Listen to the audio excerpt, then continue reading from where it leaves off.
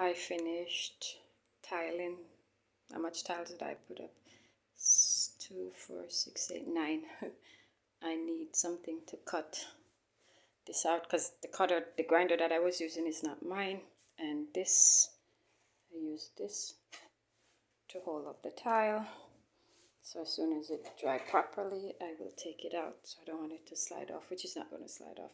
That been happening like 30 minutes ago. And there we go. I love this tile. She has a little thing to it. Stupid phone not showing too much. Yes, I did chip the tile, the wall, more than that. And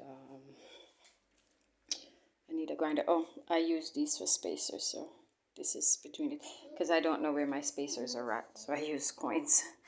$10 stuck in here, $5 stuck in there. I'll just use pliers to pull them out.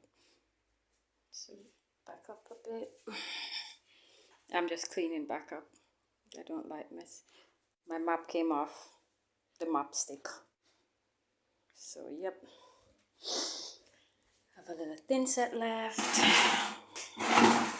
So yeah, this is what's up. Oh, because this was too far back, I had to lift it up and use the saw to cut 1/2 inch on the inside to pull this out so I could get on the back side.